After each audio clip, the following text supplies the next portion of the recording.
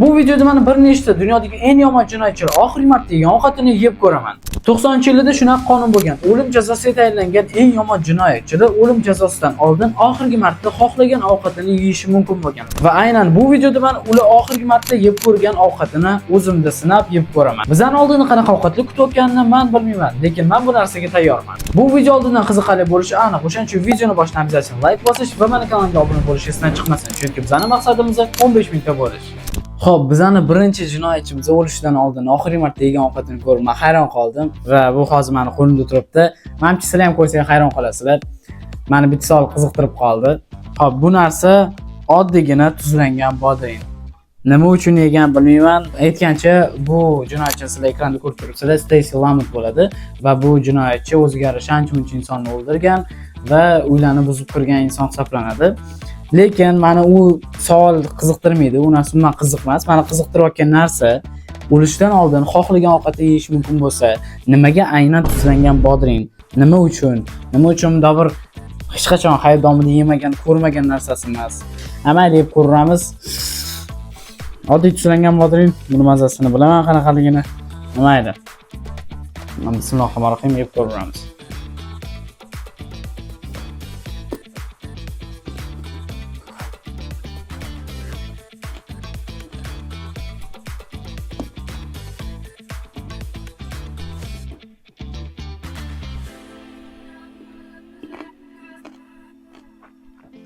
Men bittadan ortiq bodring yemadim, sababi juda ham sho'r ekan. Bilmayman nima uchun unaqa, lekin juda ham sho'r va bu menga juda ham sho'rlik qildi. Lekin nima ham derdik, birinchi jinoyatchimiz shunaqa g'alati bir o'zini tanlovini shunaqa tanlagan, g'alati tanlov to'g'risini aytsam, balkim qolganlarida bundan-da zo'rroq bo'lar. Davaychi biz keyingi bizning jinoyatchimizni ovqatiga o'tamiz. Balkim unda qizg'uroq bo'lar bundan. Xo'p, bizning keyingi jinoyatchimiz nima oxirgi marta yeganini ko'rib hayron qoldim. To'g'ri, bu narsa yaxshiroq. Bundan oldingi jinoyatchimizga qaraganda ancha yaxshiroq narsa. Nimani ko'rishga tayyor bo'lsanglar, 1-2-3 ko'rsataman. Bu oddiygina marojniy. Oddiygina marojniy aytgan. Sizlar rasmini ko'rasizlar, aynan kim oddiygina marojniy aytgan o'lishidan oldin Timothy McVeigh degan inson va bu inson 168 ta insonni o'ldirgan. 168 ta. Dahshat. Hop, nima deydik endi? Bahorda marojniy yeyish undan-da zo'r bo'lmasa kerak. Shamollash undan ham zo'r. Lekin marojniy unaqa ko'p yemayman, sababi o'zimni sog'lom o'zimga kerak. Shamollagim kelmayapti bahordan boshlab. Davaychi ozgina yeb ko'ramiz.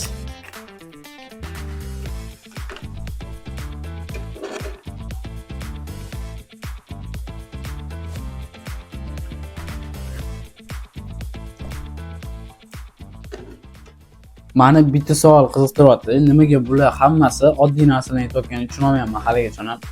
Nima sababdan? Misol uchun buniki mayli, bundan oldingisidan sal yaxshiroq, lekin baribir ham oddiy narsa-da, oddiygina marojniy. Changi tushunmayapman. Nimaga oddiy narsa yetishgan?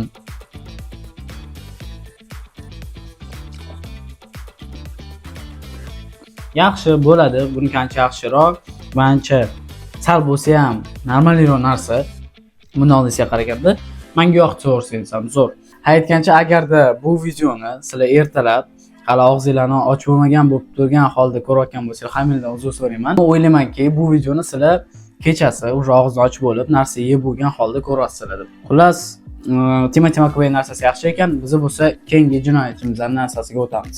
Xo'p, bizning keyingi jinoyatchimiz John William Elliot va u inson haqida men ma'lumot qidirdim ancha-muncha, lekin hech kimligini topamadim. Lekin sizlar rasmini ko'rib turibsizlar va aynan nima yeganini ham ko'rishingiz mumkin. Va men sizlarga ko'rsataman. Bu endi yaxshi narsa, yomon demayman. 6 ta pechenye yeyish, lekin bu sal yomonroq, juda ham shirinlik qiladi. 6 tasini yegan o'zi ham va oddiygina manaqa paketga choy etgan. Mayli, yaxshi narsa, yomonlamayman, zo'r. Lekin juda ham ko'p miqdorda. Mayli, davaychi buni ham yeb ko'ramiz. Lekin baribir ham buniki g'alati narsa-da. Baribir ham buniki oddiy narsa bo'lib qoldi. Hech qaysi biridan bir zo'r narsa kutayotgandim, lekin topamadim negadir. Hech qaysi birida zo'r narsa. Mayli, yeb ko'raylik-chi. Bismillahirrohmanirrohim.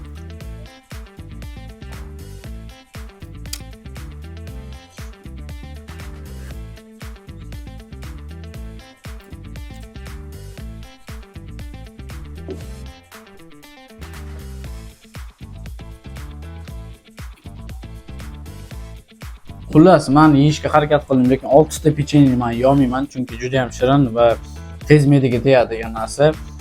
Men yolganim 3 ta oldim, qolganini yemadim. Birinchimizga qaraganda, oddiygina bodringga qaraganda, marojniga qaraganda yaxshiroq narsa. Aytgancha hozir sizlar shu yerda kommentariyga yozib qoldiringlar.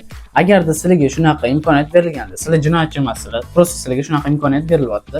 Xohlagan ovqatlarni yeyish mumkin. Xohlagan. Sizlar qaysi ovqatni tanlagan bo'lardingiz?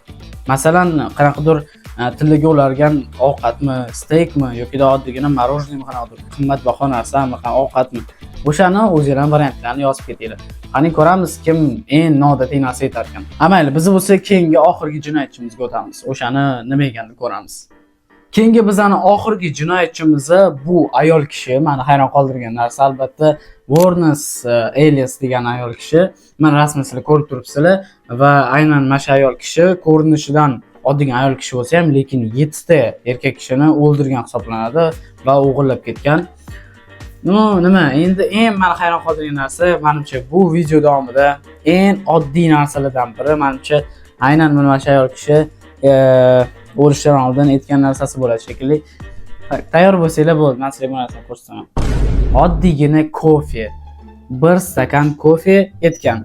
Bo'ldi, shu bilan tugadi. Mana shuncha jinoyatchilarning orasidan menga nima eng yoqqani menimcha bu albatta o'sha marojniy yeganimiz bo'ldi. Va tuzlangan bodring ham juda ham yoqdi, sabab tuzlangan bodringni o'zim yoqtiraman va menga yoqadi.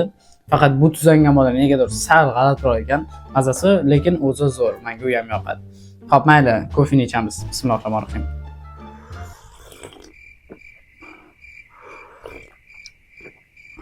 Nima ham derdik, oddiygina kofe, hech qanaqa bir zo'r mazza yoki noodatiy mazza yo'q.